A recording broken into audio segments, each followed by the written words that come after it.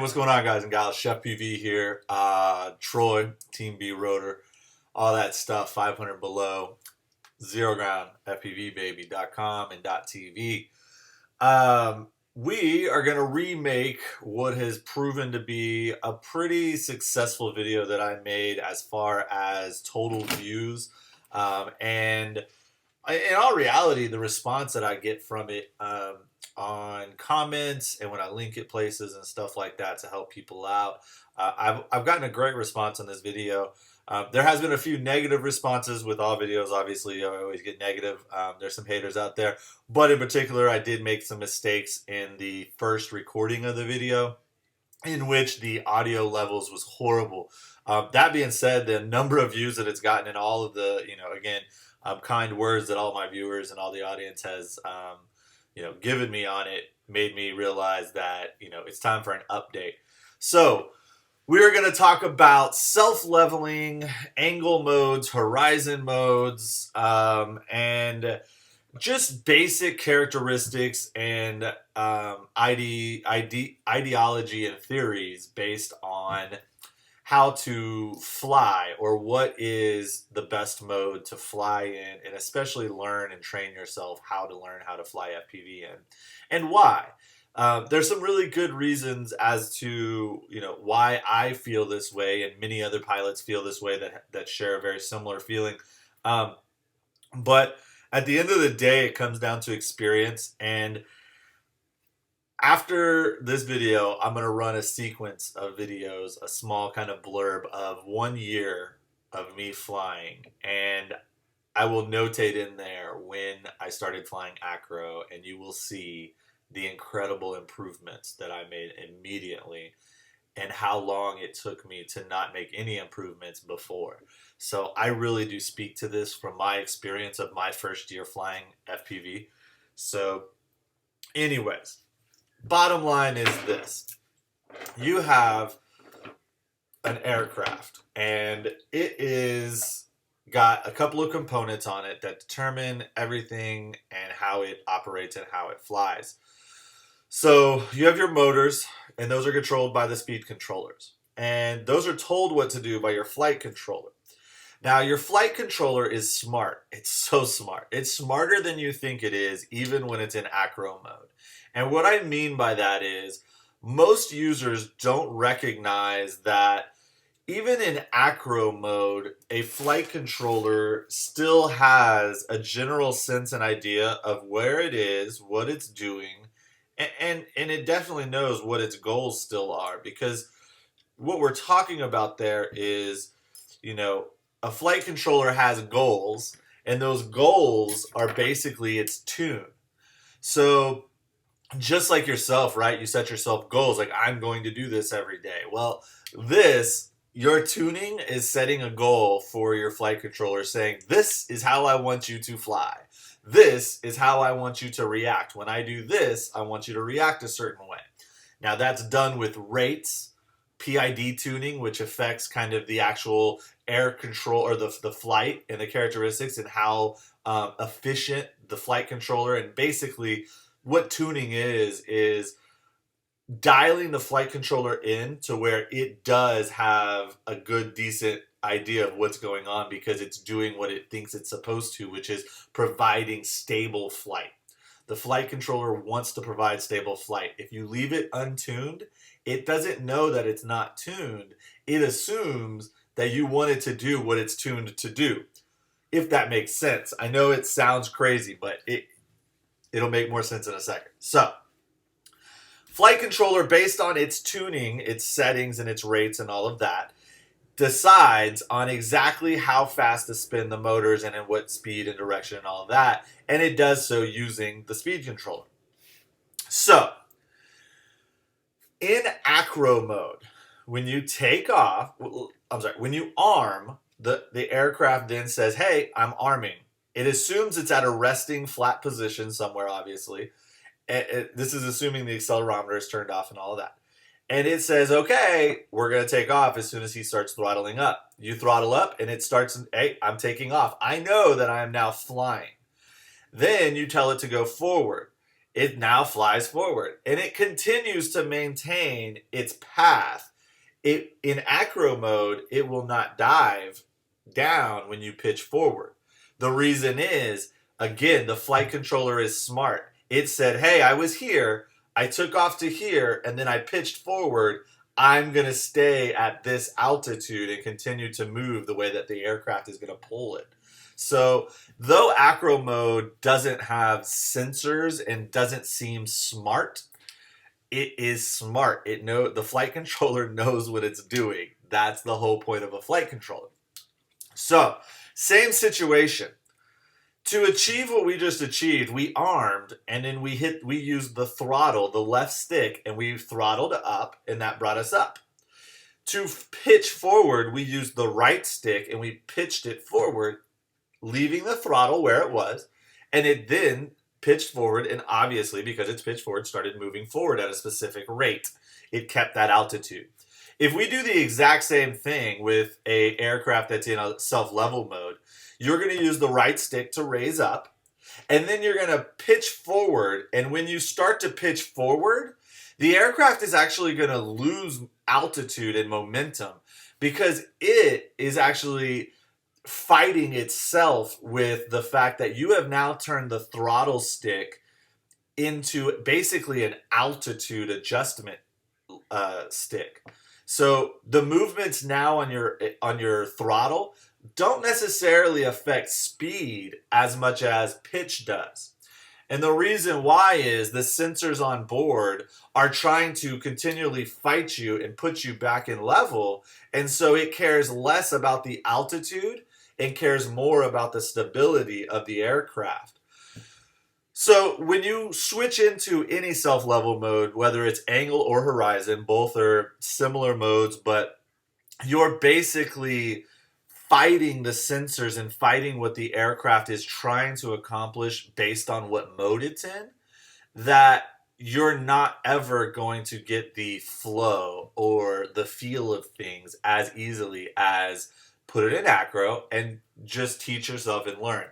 Now, the biggest thing is people say this, well, I can't hover, I don't know where I'm at. It's basically, to them, it is unnerving and it is anxietous, and they scare themselves into thinking that this is harder.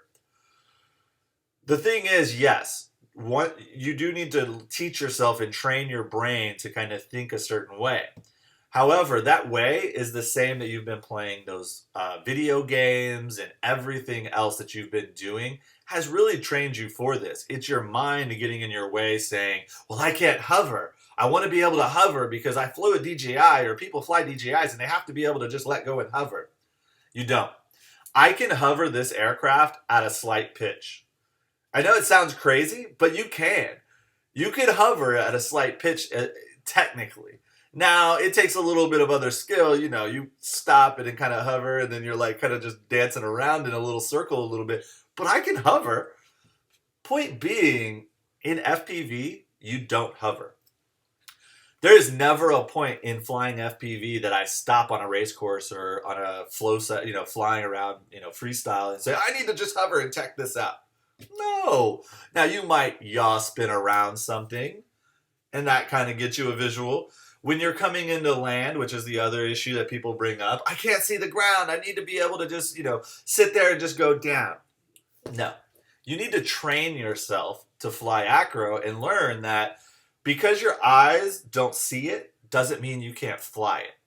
And what I mean by that is, I will tell you that I lose video and all kinds of reasons that I've had to fly through and blind for a few seconds to get my aircraft back somewhere where I could see. And that was only me and my confidence and me knowing, hey, I have two choices. Disarm it, cut it off, and go find it and hope it's there and not broke. Or I'm in a location where I know where my aircraft was because of my spatial awareness. I was standing here, I was flying, I know I'm that direction. I know that if I spin left for a couple seconds and then fly straight, I can watch the video. Okay, it's getting better, and now I'm back with good video. Same thing applies to landing. Yeah, you're coming in hot, right? You're coming in, and then you just level it out and lower the throttle. if you could perform these other moves like rolls, flips, and hitting gates and gaps and stuff like that, coming in at a, again, lower your throttle. Just because once you hit your hover point, it will, if it's tuned properly, it will maintain almost its exact altitude no matter the pitch. So you just slow the throttle down as you come in. So you're coming in, you slow the throttle down, you pitch down a little bit less, and then at the last second you just zip, and lower your throttle, disarm, you're done. I will say that even just coming in and just dropping it, 2 or 3 feet off the ground, is if it's fine. It's not gonna break. I mean, I ain't gonna lie. Some hard crashes have broke parts, but I doubt you're gonna break much at all, if anything, coming in, and if you learn to crash land appropriately. Point being is, you're fighting yourself with self-level modes. You're fighting your brain, you're fighting the aircraft, and you're teaching yourself how to control something in a way that if you'd want to go acro, which most people will, you're not going to get it as easily. I want to make sure people understand that, it's not about, hey, you got to be cool and you fly acro flights. It's really about the mentality. Get your aircraft tuned right, get it set up right with the right parts, and just train and just continue to practice and fly. The number one thing that got me flying better was tuning myself my way and learning how to tune it. And once I got this thing tuned, and I knew it was tuned because it felt new. It felt almost like I couldn't fly again for a few packs before I realized that I just had so much control that I could do whatever I wanted with it. It was just a matter of changing the way of thinking. And when I'm low to the ground and going fast, not to worry about it, because it's going to maintain its position. So that's that.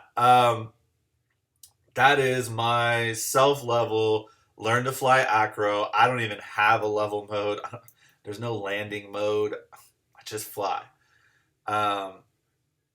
It really, really is just a matter of, you're going to feel it one day and you're going to understand it and it's just going to click.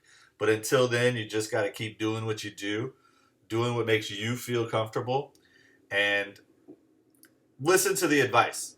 Find you a local, find somebody that you trust, that you see that, can answer some questions, and maybe has videos and stuff up that they post so you can follow along. But find somebody local that, is willing to help you. And trust me, you will get better. Last key, you heard me say it earlier, spatial awareness. Spatial awareness to me is, I'm standing in the corner over there when I take off. And I position myself somewhere that I feel comfortable knowing that I know where my body is in this space that I'm going to fly. So I'm going to use the corner as an example for tiny whoop. Let's say I'm taking off with my tiny whoop and I'm standing in that general area of the corner facing this way. My mind, and the way that I work and I operate, and I know not everybody's this way, is I can literally, as I fly, keep a mental kind of orientation and track and spatial awareness of where I am relative to where I'm flying. I don't know why or why my brain thinks that way, but it does. So when I crash, I almost always know within like 10 feet like where I am, because I keep a head on it.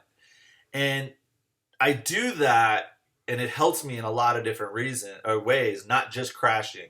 It helps me so much in when I lose video or start to lose video and I'm about to get anxietous and about to go, oh no, what do I do? I have found myself flying through those situations. At Drone Nationals, there was when Steele was doing his freestyle, there was a comment that the commentator made about, he could fly this without even seeing it. He could fly it blind, I bet you. And I think everybody laughed, and I think we all had a good joke about it. And even I was like, yeah, whatever. And then a few weeks later, as I got better and was progressing through learning to fight through some stuff and learning to fly blind, because I knew, if I just drop it right there, it's done, it's gone, it's in the water or it's crashed or whatever. I'm in a safe spot. Let me zip over here. Let me just turn left and punch, and oh, there it is. I got video back. those things would not be possible if I didn't understand where I was in the space that I was flying and where my aircraft is. So that is a big thing that I think if you're having, anxiety and feeling like you're crashing and not knowing where it is, try to position yourself and stay in a spot and fly knowing where you are. And fly your aircraft knowing, hey, I'm over there. I'm going to go back over there. Hey, I'm over there. I'm going to go back over there. And I promise over time, you'll train yourself to be a little more spatially aware. So yeah, tips for CheFPV, Zero Ground FPV, and Team B Rotor, baby. Awesome flying FPV. It is like nothing else. It's my therapy. It's your therapy. Get out there and do it. Just fly. Fly safe, fly smart. Have fun, guys. Zero Ground FPV. Peace.